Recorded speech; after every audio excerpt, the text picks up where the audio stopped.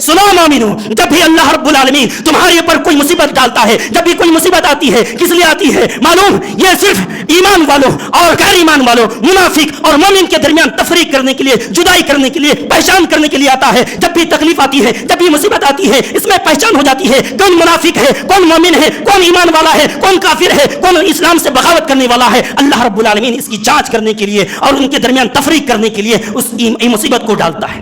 कुर्बानी हमें और आपको तौहीद का दर्स देता है, तौहीद का पैगाम देता है। मुशरिकीन मक्का सैकड़ों माबूदों की इबादत करता था, सैकड़ों माबूदों बातिला की इबादत करता था, और हर एक काम के लिए वो अलग अलग माबूद, अलग अलग खुदा बना के रखा हुआ था। अल्लाह रब्बुल आलमीन ने कुर्बानी के जरिए से मुसलमानों को शिर्क से बाज रखने के लिए, मुसलमानों को शिर्क से दूर करने के लिए अल्लाह तबारक व तआला ने फरमाया कि मोमिनो सुनो, कुर्बानी मेरी नमाज कुर्बानी मरना जीना सब कुछ अल्लाह रब्बुल आलमीन के लिए है। चुनांचे अल्लाह रब्बुल आलमीन फरमाता है कुल इन्ना सलाती व नुसुकी व महयाया व ममाती लिल्लाहि रब्बिल आलमीन। ऐ नबी आप कह दीजिए कि मेरी नमाज, मेरी कुर्बानी, मेरा मरना, मेरा जीना सब कुछ अल्लाह के लिए है। मोमिनो आज तुम 2 रुपये के लिए, 2 रुपये के लिए, 2 टका के लिए अपने ईमान को बेच रहे हो, अपने ईमान का सौदा कर रहे हो। सुनो मोमिनो, मोमिन कभी भी अपने ईमान का सौदा नहीं करता, ईमान का सौदा नहीं करता। मोमिन अपनी गर्दन कटा सकता है लेकिन अपना ईमान नहीं बचा सकता है। मेरे भाइयों, उस वक्त को याद करो जब अल्लाह के नबी सल्लल्लाहु अलैहि वसल्लम को मुशरिकीन मक्का ने कहा ऐ नबी आप अपना ईमान का सौदा कर लीजिए, अपने ईमान को बेच दीजिए, हम उसके बदले में दुनिया की सबसे खूबसूरत औरत आपकी कदमों में ला करके डाल दूंगा और दुनिया की तमाम माल और दौलत आपकी कदमों में ला करके डाल दूंगा, आपको मैं बादशाह बना लूंगा। अल्लाह के नबी ने कहा ऐ लोगों, तुम्हारी इतनी औकात नहीं है, तुम्हारे पास इतनी दौलत नहीं है, तुम्हारे पास इतनी माल नहीं है कि मेरे ईमान का सौदा कर सके, मेरे ईमान को खरीद सके। सुनो मुशरिकीन मक्का, अगर तुम मेरे एक हाथ में चांद ला करके रख दो और दूसरे हाथ में सूरज ला करके रख दो, फिर भी मैं ईमान को नहीं छोड़ूंगा, मैं ईमान का सौदा नहीं करूंगा, मैं इस्लाम से बाज नहीं आऊंगा। मोमिनो आज तुम्हारी हालत क्या है?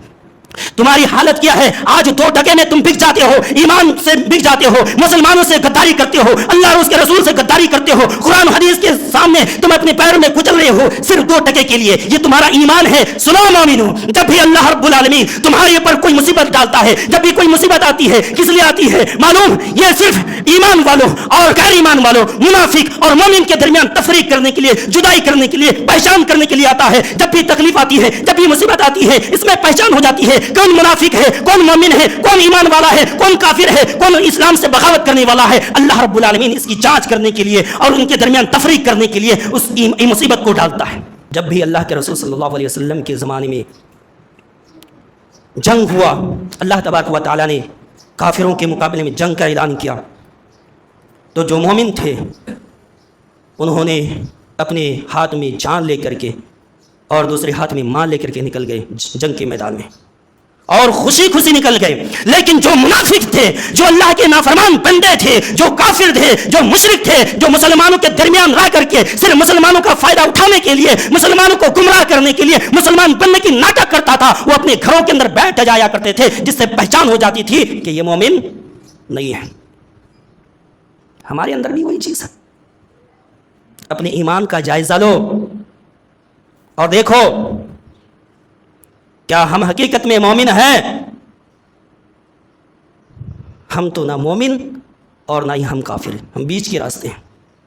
मुनाफिक का तरीका यह है, फायदा जहां मिलेगा वहीं पे कदम रखेगा, जिधर फायदा मिल जाएगा उधर ही चला जाएगा। ये मुनाफिक की पहचान होती है। और जो मोमिन होता है, चाहे तकलीफ हो, चाहे परेशानी हो, चाहे मुसीबतें आए, कुछ भी हो जाए, चाहे उसकी गर्दन पे तलवार रख दी जाए, ईमान से कभी सौदा नहीं करता है। मेरे भाइयों, कुर्बानी का मकसद जो है वो है तौहीद, अल्लाह से डरना है, किसी और से नहीं।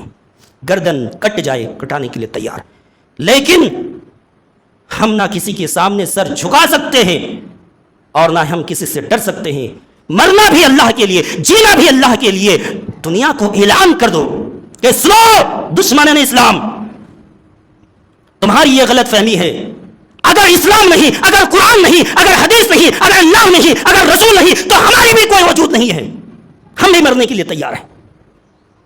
ये मोमिन का नारा होता है, ये मोमिन का हथियार होता है, ये मोमिन का ईमान होता है, ये मोमिन की ताकत होती है। मेरे भाइयों, कुर्बानी हमें और आपको ایک سب سے بڑا جو ٹریننگ دیا جاتا ہے، جانتے ہیں کہ قربانی ہمیں کیوں کرنے کے لیے کہا گیا؟